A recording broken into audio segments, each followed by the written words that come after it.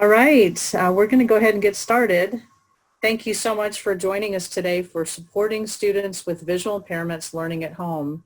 We're really excited to be able to share some great information with you, and I've got two fabulous panelists who will be doing most of the speaking today, so I'm going to go ahead and take a minute to introduce them. First, we have Renee Toy, who's the Instructional Materials Coordinator at the Texas School for the Blind and Visually Impaired. Renee, do you want to say hi? Hi, everyone. Thanks for having me. Great to have you with us. And then also Benetech's own Allison Hilliker, one of our customer support specialists here at Benetech, which is the parent company of Bookshare, and also herself a parent of a student with a visual impairment and also an advocate for the blind and visually impaired. So Allison, do you want to say hi? All right, perfect. Hi, everyone. Sorry about that. I had about couple Zoom windows open at once, so I'm here. Yes, thank you for joining us all here today. I'm glad to get started. All right, so today I'm going to let our panelists do most of the talking. Let me go ahead and get this in gallery view so you all can see their images better. So Renee and Allison, thank you so much for joining. You both have such important perspectives on this this topic, and I'm so glad that we could get your help, so thank you. These are truly extraordinary times for schools and for families everywhere, but I think it's fair to say that these times are significantly more challenging for students with disabilities and those who are trying to support and serve those students right now. What are you both seeing? What unique challenges are facing students with visual impairments and those who support them right now? Renee, why don't we start with you? Sure.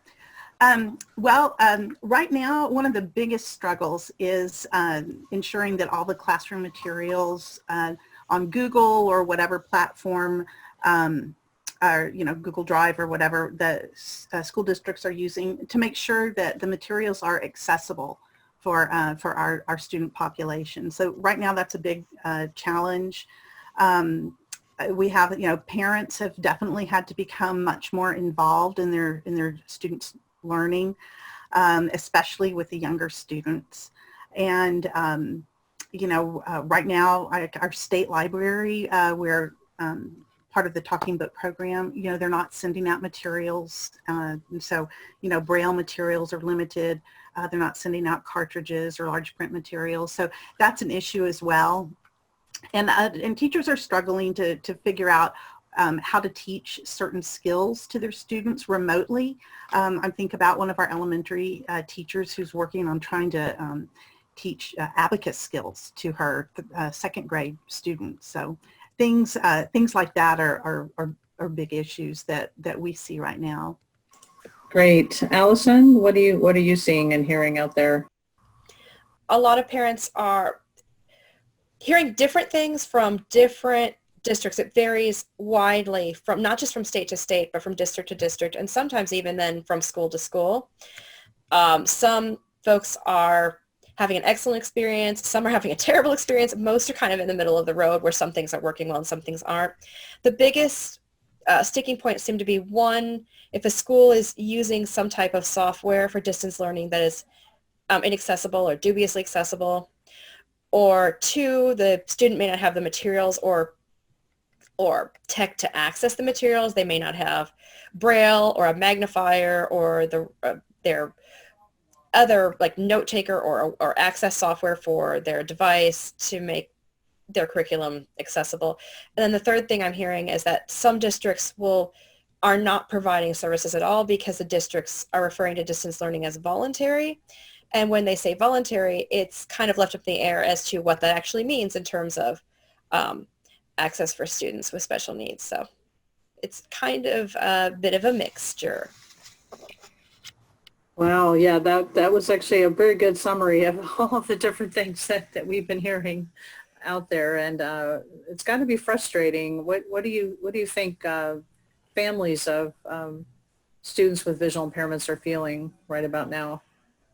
I think it is a bit overwhelming. I think a lot of us parents are working full-time while also parenting, or working part-time, or we're taking on extra work of some kind because we're caring for our kids who are at home full-time and we are either working or we have a partner that's working.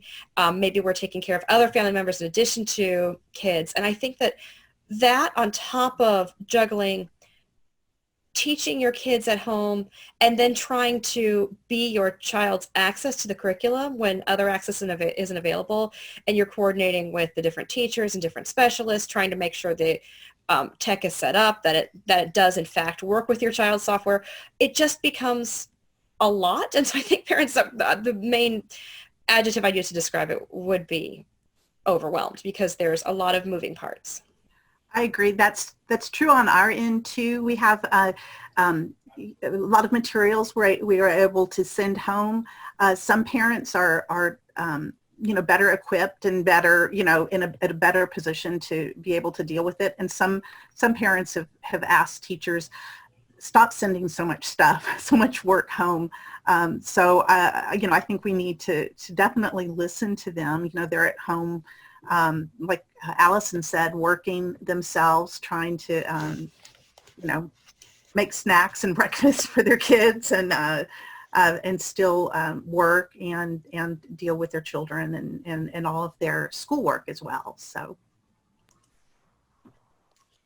Yes, Right. excellent. Yeah, great points and great observations. And it is a time that we all need to extend just a whole lot more mercy and grace and demonstrate a lot more patience all the way around. So we're all being pushed to the limits of our abilities at this point.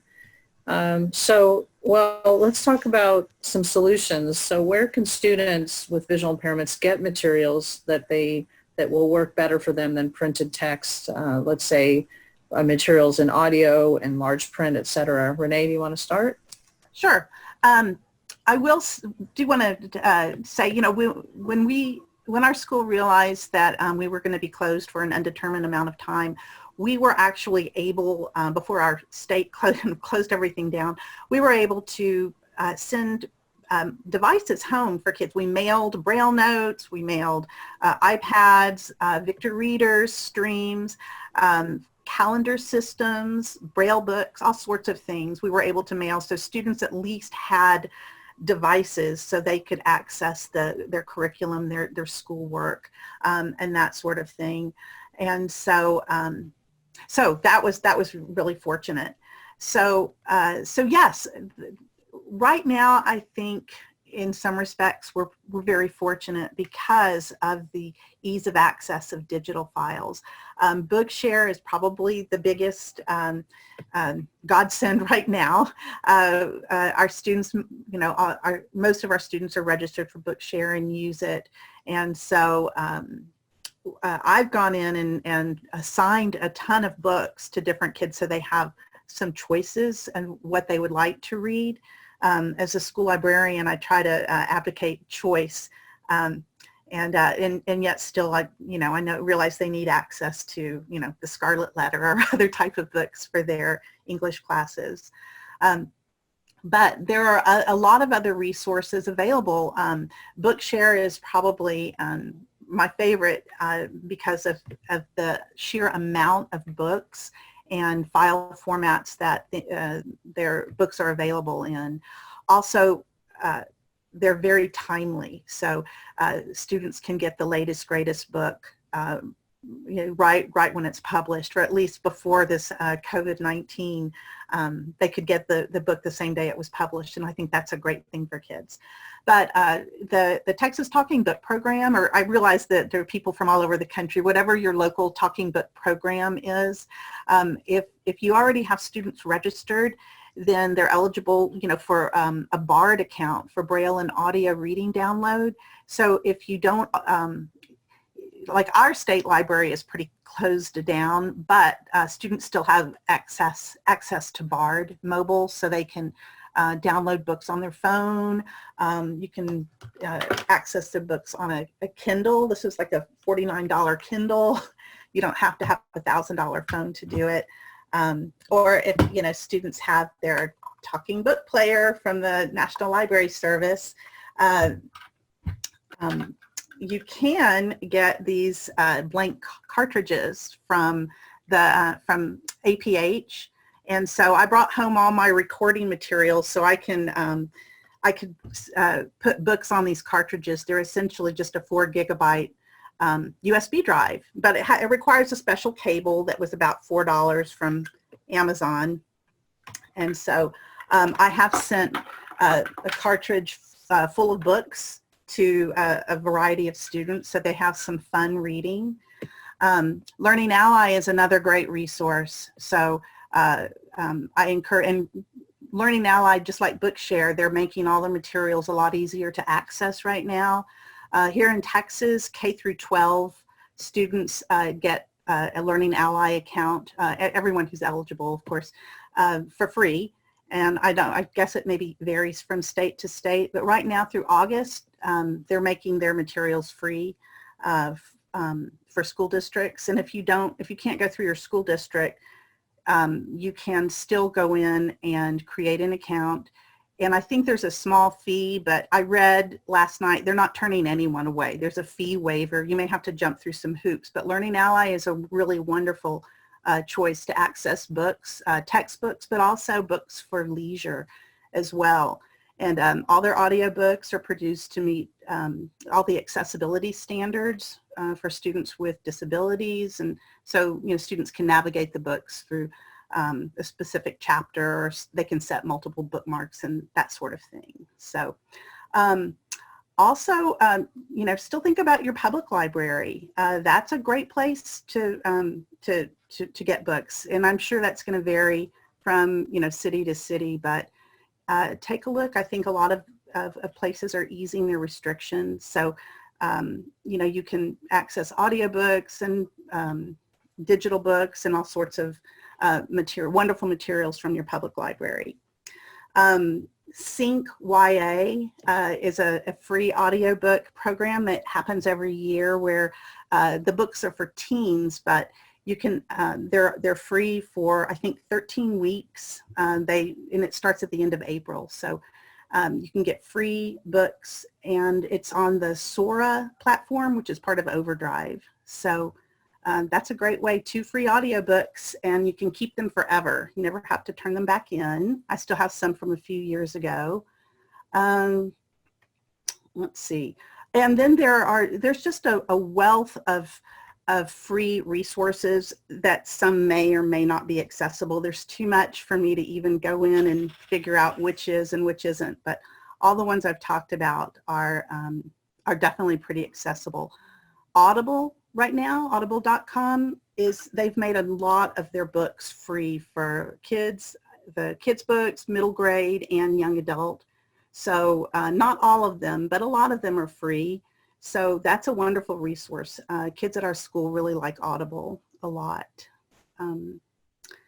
Let's see, I'm sure there are others that I'm missing, but those are the main ones. So. Thank you. That was a wonderful list. I'm sure everyone is feeling very equipped. Thank you. And I know, Allison, you had some things to add as well. Go ahead. Okay. So I dropped in the chat, I dropped the link to apply for National Library Service. That's also called NLS, also called Talking Book Library. It's also called BARD. There's a lot of names for it, but it's another source from which to get books for your students. It's a different application process. It's a separate service from Bookshare, but I find that often students benefit for having multiple tools in their toolbox. So I put that application link in there because I found that a lot of parents especially have not heard of the National Library Service. So I put that in there. I find that as a mom, my daughter, I have 2 kids who are both low vision. My older one is in preschool. She's 4. My younger one is a toddler, so not even 2 yet. So she's in early intervention. So she's not utilizing a lot of services yet, but my older one definitely uses both Bookshare and BARD for books. So I recommend parents especially sign up for multiple programs because that will give your child the most options. And both those, Bookshare has options for Braille, large font, or audio, or a combination, and BARD has audio and Braille. They have some large print options, but not those are more the hard copy mail variety. They're not, it's mostly for audio books and Braille. Does that answer your question, Christine, or was there something else? Yes, that was awesome. Thank Okay, you. good. Yes. Good. And I Yeah, definitely agree with Allison, you know, having all these choices. So I wouldn't just pick just one, you know, sign up for Learning Ally and Bookshare and the NLS, and you know, that way you have a wide variety of book choices, and that's a great thing. Right, and a lot of times the devices you're currently using will work on multiple platforms. The free player that comes from the National Library Service Oh, yes. will also play Bookshare books. It's a different Yes. process to get them added, but you absolutely can use the same player for both. This will play Same Learning can be Ally said books for as well. You just have to register. There's a little registration process, but they'll play Learning Ally books. Okay, there you go. There you go. So that they can play a lot of different things, and usually there's apps for your computer or your tablet or whatever device your student is currently using can generally access the different services as well. Yes. awesome. That's great. Thank you. We're going to talk a good bit about Bookshare in a few minutes here, because I do want to make sure that, you know, we give time for folks to learn how to use it and sign up and that kind of thing. But before we get to that, how about when it's not a book, when a student is using other types of materials, whether they're assignments coming from school and things like that, what can teachers do to make sure that those work in formats that work for those students? What can parents do if their child who is visually impaired is getting materials that aren't working for them? So kind of both sides of the coin. What can teachers do and what can parents do? That's a tricky one. For teachers, I encourage you, first of all, is please encourage your districts to buy accessible. It makes a big difference in the decision-making process when working with vendors and publishers and different places from which you would obtain technology or media, that accessibility is included in that conversation at the purchasing and acquisition process, because it makes everything easier later.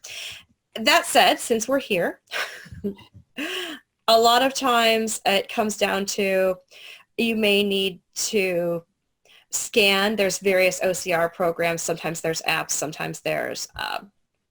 Sometimes there's computer programs for that. A lot of times we just have to work on making the material as accessible as we can.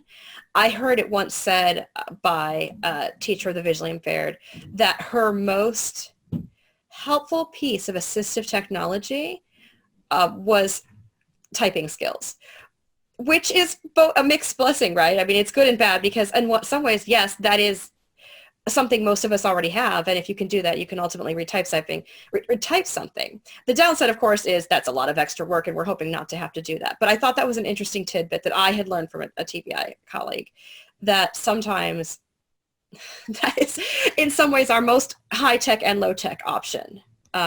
As a parent, I find that I encourage you to just keep open communication with the teachers and administrators.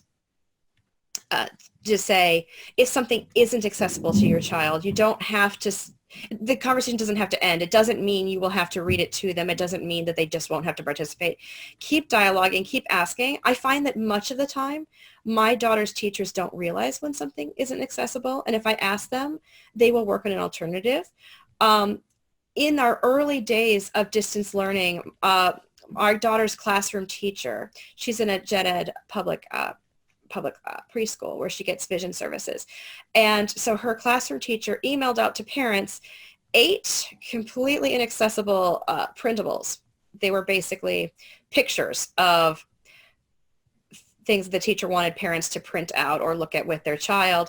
And not only could my daughter, they weren't useful to her as someone low vision because they weren't the right size and contrast she was going to need to look at them. But I, as a parent who's blind myself, I couldn't read them. So it wasn't even if I was open to adapting her materials, I wouldn't have been able to.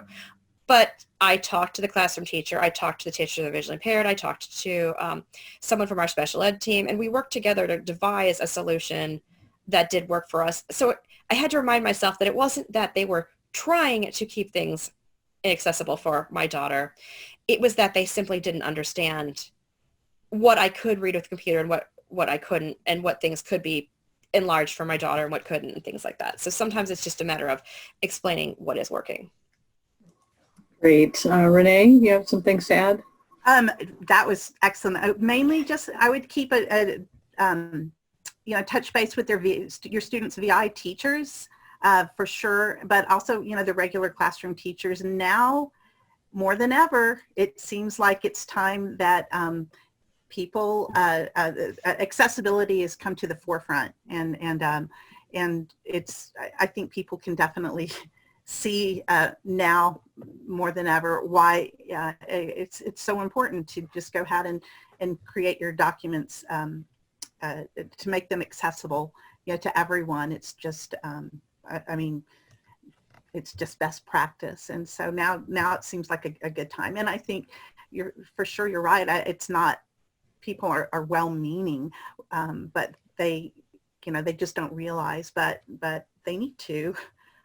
Here in Texas, are any of the textbooks that the online textbooks, the Texas Education Agency now won't, unless the materials are accessible, they won't even they won't allow that particular book to be a choice for statewide textbooks. So I think it's definitely publishers are thinking more about it, and everyone should.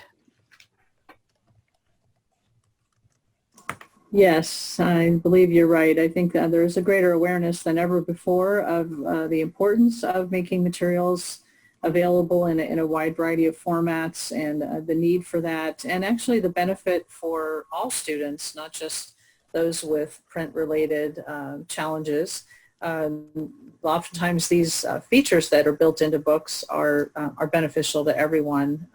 For example, the ability to listen to the text if they want to, along with seeing the text on the screen.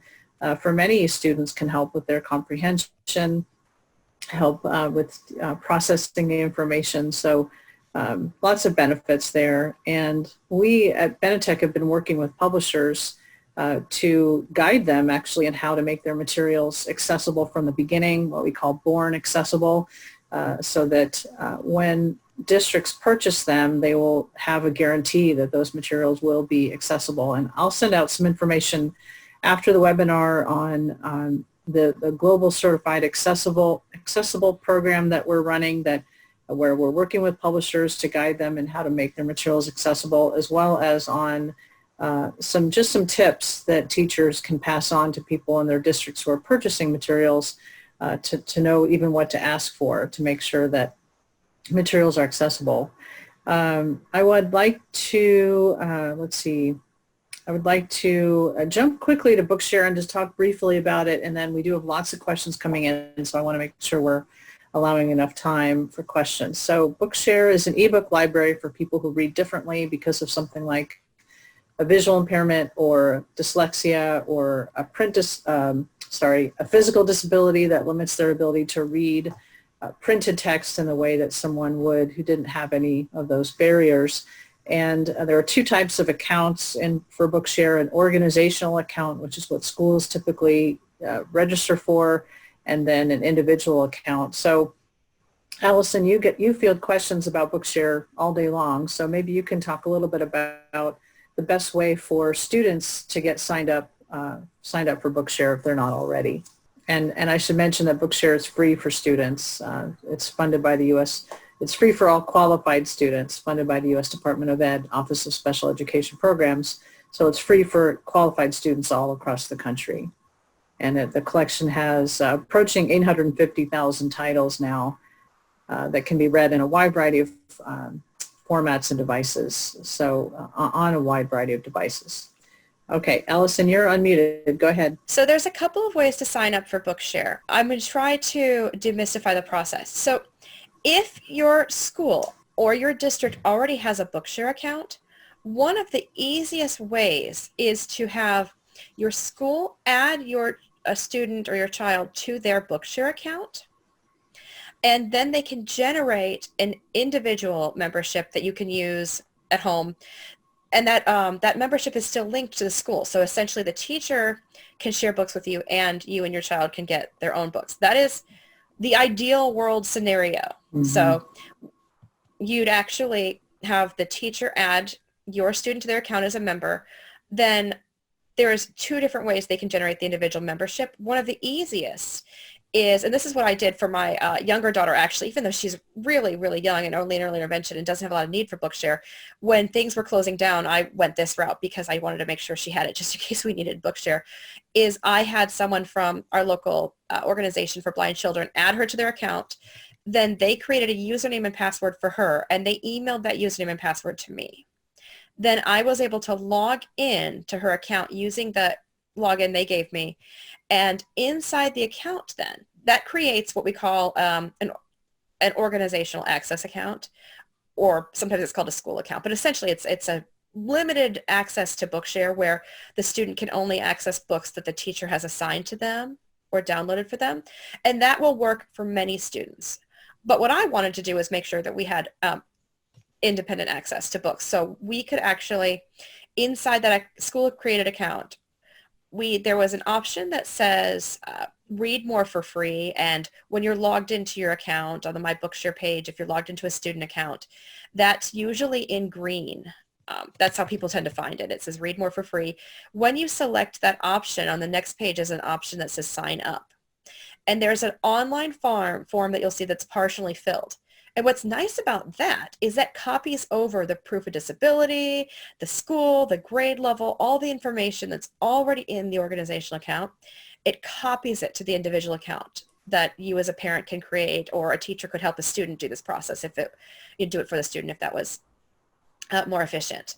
So there's Allison, you know what I think I'll do is I'll quickly share that process that you're talking about. I'm going to share my screen and I'm going to walk through it. Thank you. I should have been much better. Should have been doing it while you talk, but I'm just going to log in as a student using a student username and password that I have on my.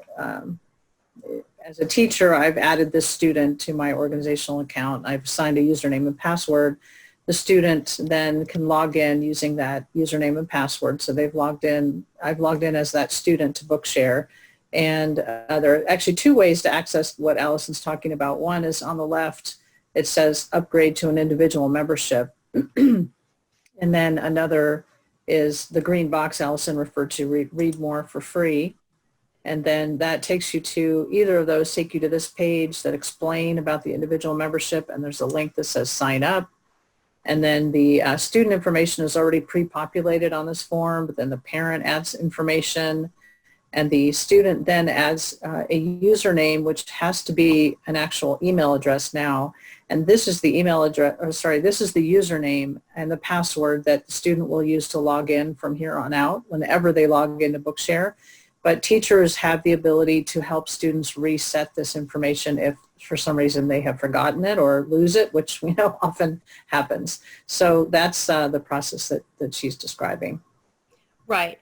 And as I said, why I like that process is it really can be the easiest way, and it gives you the benefit of both worlds, having an account where teachers can share books, but also where you and your student can search for things independently and get the books they want to read when they want to read them. So keep in mind, once you've upgraded to the individual account, the username and password the school gave you changes. You can reuse the password if you want to, but it still prompts you to type in a password, so you'd have to type in either a new password or reuse the same one. And your username, if you were not already using an email address, the individual accounts do require an email address. So that means if you have a younger student who isn't really using email, you may wish to use a parent email, or you could use a school email if that's an option. I know for my girls, they each have a different parent email on their account because they're too little to manage their own emails. So that's one thing that changes when you upgrade to the individual account.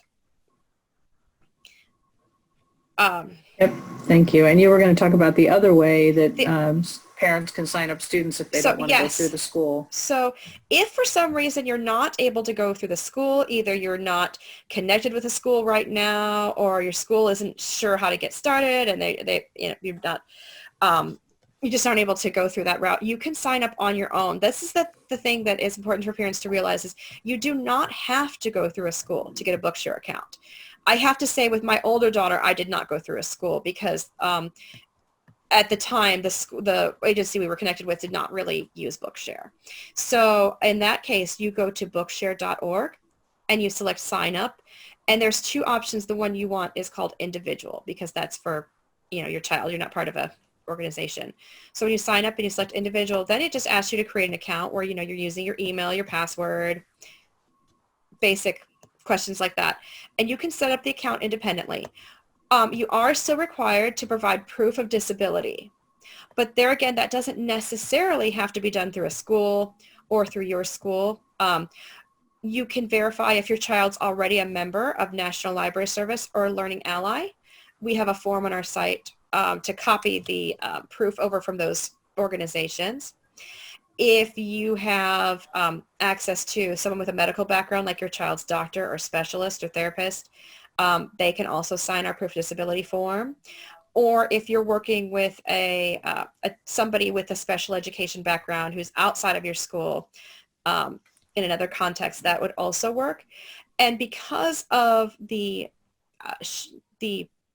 nature of things being closed right now, and it not being particularly easy to get to these specialists and educators, we have a workaround for signing our proof of disability forms electronically right now that we didn't typically have in the past. So if you're concerned about how to get authority to sign this paperwork, we have options for doing it electronically now. You can download the form and email it to them, and we have a way for them to email it back to us. So we're trying to make that as painless as possible for families right now.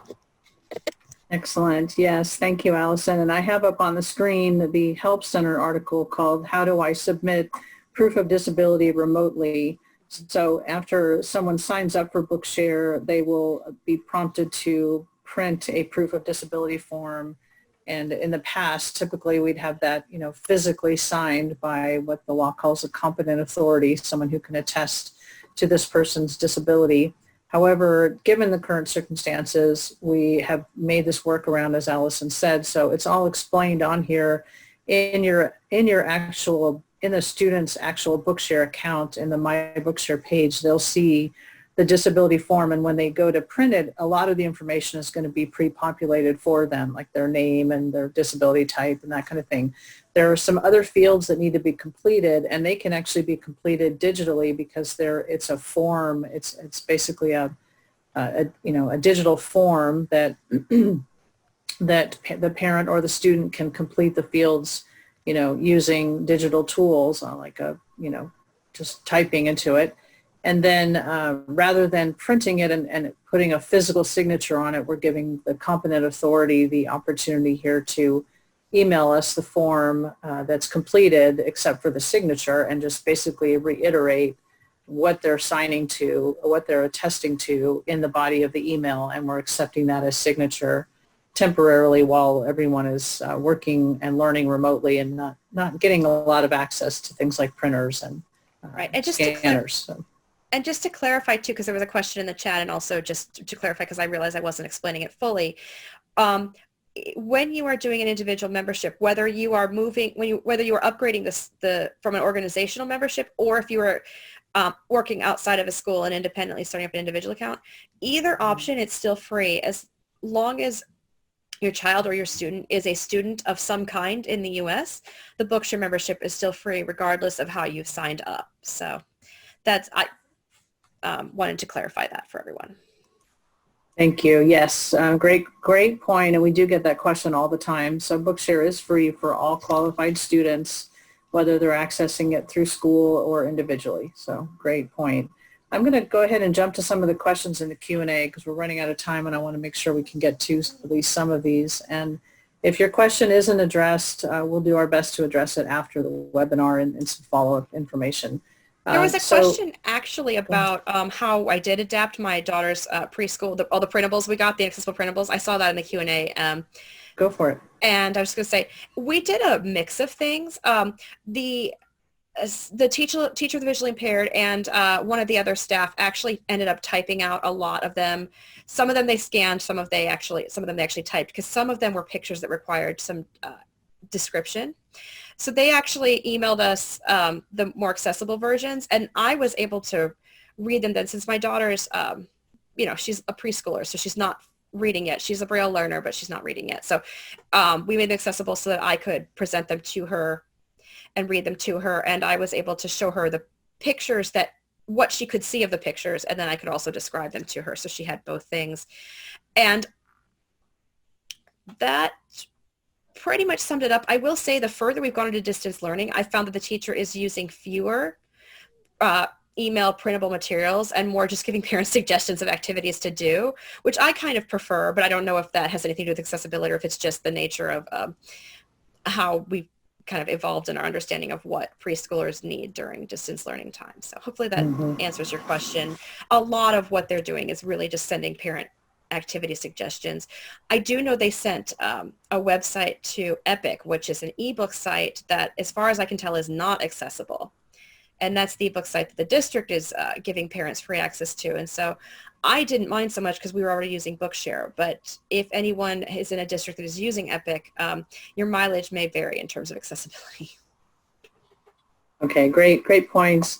Allison, let me let you take this question too. So this one, Yvette says, I have the most difficult time with the younger students, preschool and kindergarten, with significant visual impairments and blindness. Any tips or ideas? Many of the online lessons are visual. Also, teaching Braille will be a huge challenge if we continue with remote learning for the next year. Any ideas? So I guess it's kind of a multi-part question. Right. So for preschoolers, what I'm doing, so remember my kids I have a 4-year-old and I have a 22-month-old. And what I'm finding works best is two things. Our teacher, the visually impaired, is actually, she has been dropping off the Building on Patterns pre-K curriculum every week. She's been dropping off the books and some of the worksheets and other materials, and then she will email us the rest of what we need to know.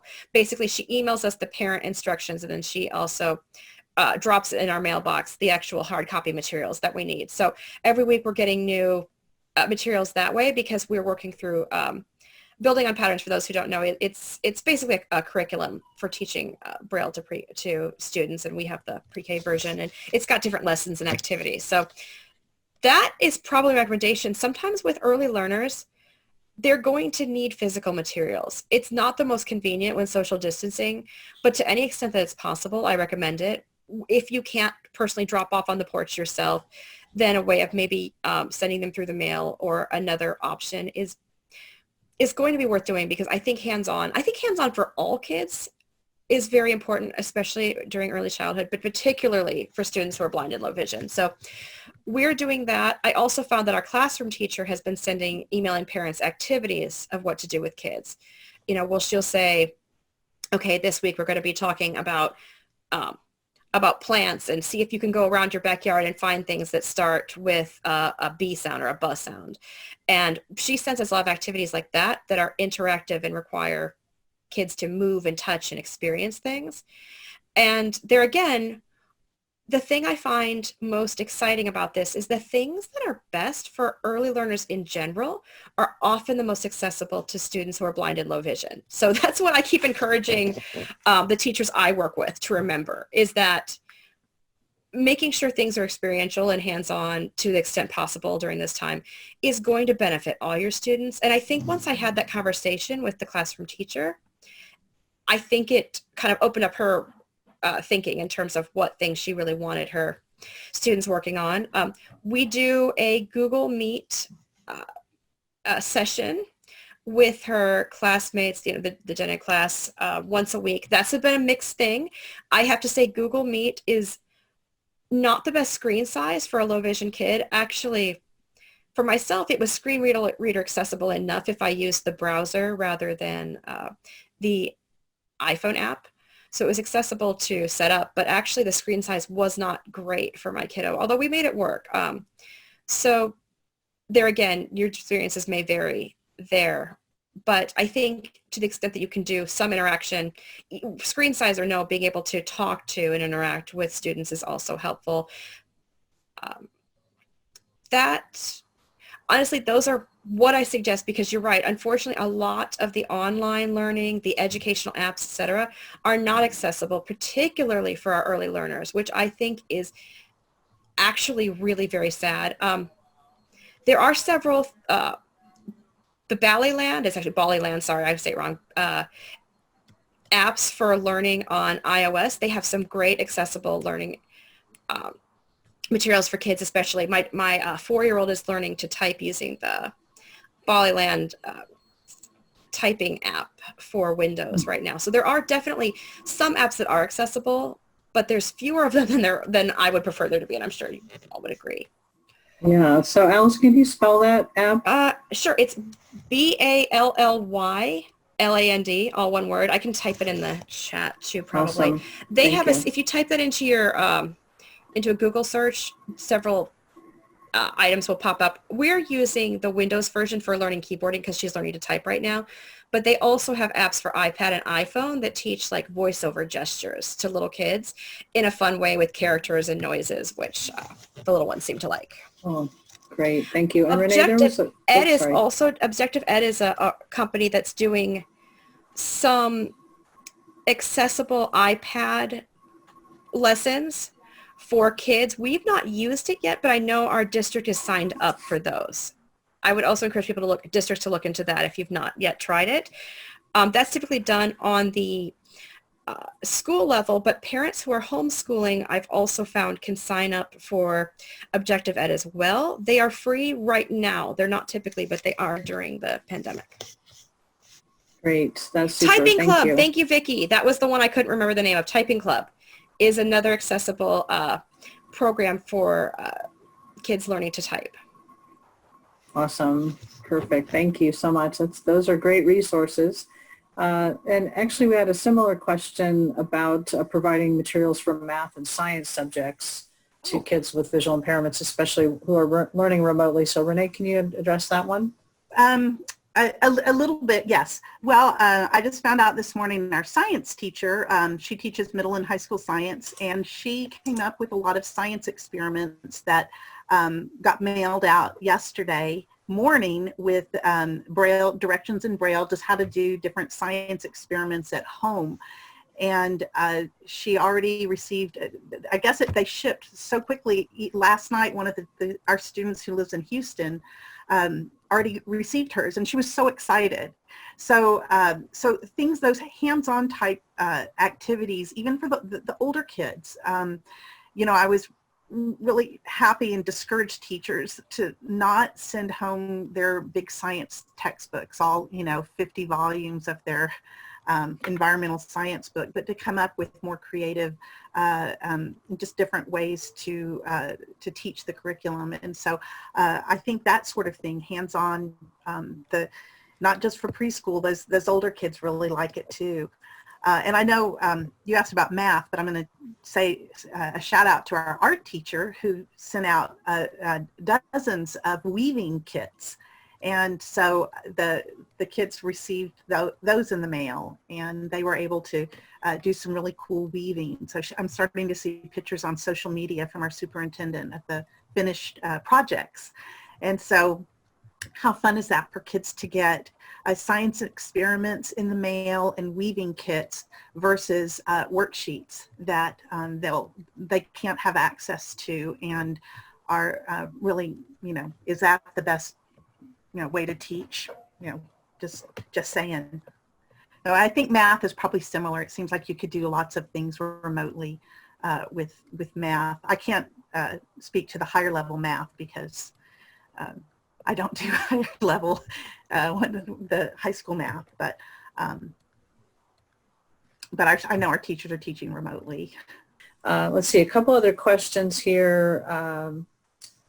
So let's see, one question was about students who are visually impaired who don't have internet access at home, and how can they get materials that they need? Maybe one or both of you has thoughts about that.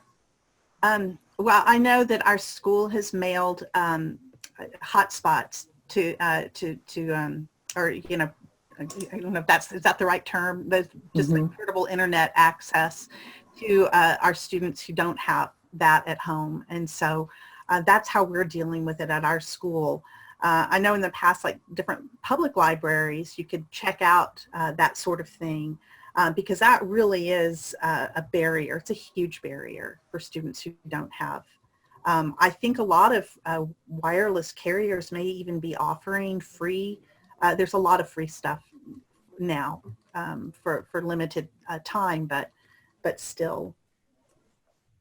Yes, I was going to say that too. We're hearing that a lot of the wireless carriers are offering free data right now so that individuals who need to be able to get access, especially students, can get online access through their mobile device. So then their mobile device could become a hotspot, for example, to access a computer or another internet-enabled device that they might need to use to access books. The only other suggestion I had was the teachers can download Bookshare books, for example, as Microsoft Word documents. All Bookshare books can be downloaded in Word format, can put those on a USB drive and mail it to a student but then they would need to have a device that could open it in Word. Pretty much any computer with a USB slot would work for that. But yes, this is obviously a big issue. Let's see. So supporting students with low vision online who are college students, any additional ideas or resources there?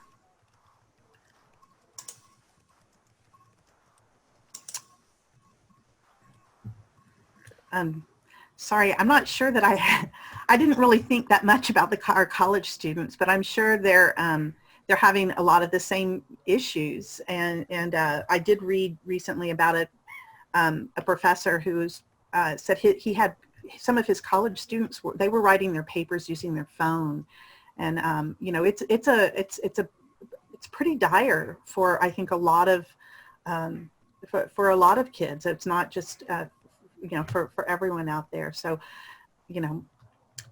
but sorry, I don't know that I have that much advice to give for college learners. I just since I'm mainly K through 12 but I will think if I can think of stuff, I'll definitely add it and send it. Yeah, thank you. Yeah, I agree with you. I think a lot of the same things apply. So a question about scanning materials. So if a teacher wants to make sure that their homework sheet is accessible, what's the best way to do that in terms of whether maybe it's scanning, if they wanted to scan, some pages of a book or something like that. What tips do you have to make scans accessible? Well, we have a fancy copier at work that will do that. You can scan and do the OCR and convert documents that way. I haven't really done that, but our Braille transcribers do that pretty frequently. And so I don't have step-by-step instructions, but I know that if you have access to your school copier, that they can pretty much do just about everything nowadays, and that's how we do it at our school.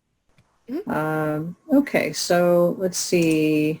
How about just other ways to have text read out loud? There was a reference, someone brought up Text Helps Read and Write, which is a Chrome extension that can read text out loud, and we definitely love that one. That one works nicely with Bookshare Web Reader as well. Do you know of other tools like that and in fact that even can scan materials and read them out loud? Another thing to keep in mind is that the screen reader JAWS for Windows and Zoom Text, which is screen magnification, and then Fusion, which is the combination of the two, are offered free right now to students. That's something I would recommend getting families set up with if they're not already doing that, so that students have access at home to what materials are accessible, at least. Also, in terms of scanning, VoiceStream, which makes the VoiceStream reading app, which reads Bookshare books, has a scanning app for iOS called VoiceStream Scanner that I have heard great things about. As with any scanning app, you will still get some errors, but I've heard that it's fewer errors than some other apps for scanning. Great. And someone in the Q&A is mentioning the Seeing AI app as well. Yes. And there's a new one called Sense AI that I've just seen in the App Store recently that I actually just downloaded this morning that I've heard really good things about its scanning as well. Great. Awesome. Let's see. So questions about accommodations for the AP tests and other types of assessments. How are those provided? Renee, do you have a thought about that? Let's see. So a question about DAISY files. Are DAISY files accessible? And yes, the answer is yes, most definitely. DAISY files are accessible. They have a lot of, DAISY is an acronym that stands for Digital Accessible Information System. So it's very accessible. You just need a player. You need some sort of app or device that reads DAISY. So that's definitely important. A couple of references to other apps. Don Johnson's Snap and Read and Co-Writer are also recommended here. Free screen reading apps. Allison, are there any free screen reading apps that you know of? Yes, Jaws. As I mentioned, Jaws is free right now. I think through June. They're offering it for free. Awesome. NVDA, which stands for Non-Visual Desktop Access, it is for Windows, and it is also free and has always been free. Jaws is typically at cost, but right now they're offering it for free. A lot of our students prefer the NVDA to Jaws, so that's I think, how do they compare? Is that what you said? Sorry. They said that some of our students prefer the NVDA to JAWS. NVDA definitely has some great features. I think it really depends on what you're used to and what you like. For most use, NVDA and JAWS do a lot of the same things. And I've heard that NVDA works particularly well with Google Apps, which may be why your students are enjoying it, because I know schools use a lot of Google Apps.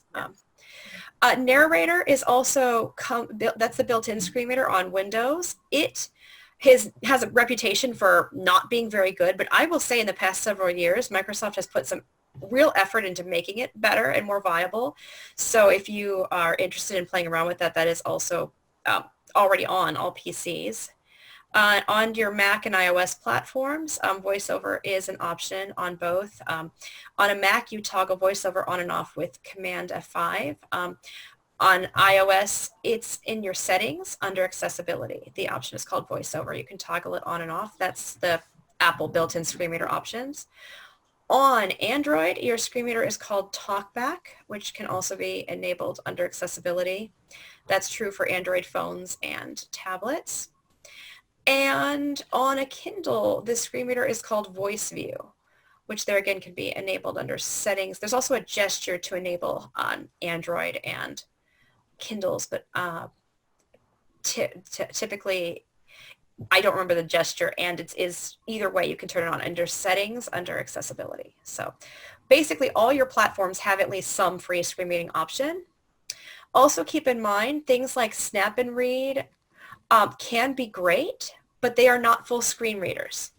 They will read text aloud, but they still require you in most cases to be able to see your screen well enough to click with the mouse the text you want to read, which will work for some students and not others. So I just thought I'd make the distinction between full screen readers and some of the text-to-speech programs that offer minimum access to print. Great. Okay, good. Did you have another comment, Allison? I was just mentioning that the app that I wrote in the text chat, I had the name wrong earlier. I misspoke when I said it was Sense AI. It's called Super Sense, the app I was referring to. Super Sense. Awesome. Yes. And Renee, there were a couple questions wanting to clarify some of the tools that you mentioned. So the SyncYA, can you spell that? Yeah, SYNCYA. If you just type that in, you'll see it's part of Audiophile magazine, and so it's a program they've had for the last several years. The books I think I mentioned before are definitely teen, you know, they're YA, but they are free. They make 2 books available each week, so you have a whole week to download your book. Then after that, those 2 are not available anymore, but if you already have them, you can keep them. And then, the following week, they offer 2 more. So you can see, I think it starts on the 30th of April. So it's just around the corner, and it's a great way to get some free books all the way through the summer. And they're all, they're really good. Awesome. So, and then Sora, if you could spell that too. Sora. Yeah. They used to be just on Overdrive, but I think Overdrive has a new platform. It's called Sora. Okay, great. All right, so we're going to end there, but if we didn't answer your question, we'll do our best to answer it in some follow-up communication. And thank you, everyone. Thank you so much for joining us today for this webinar, and best of luck in the rest of the school year. And hopefully we'll see you again on another webinar soon. Thanks, Bye. everyone. Thank you. Thanks, Allison and Renee. Appreciate it. Thank you. Thanks for having me. Yes, thank you. All right, bye-bye. Bye.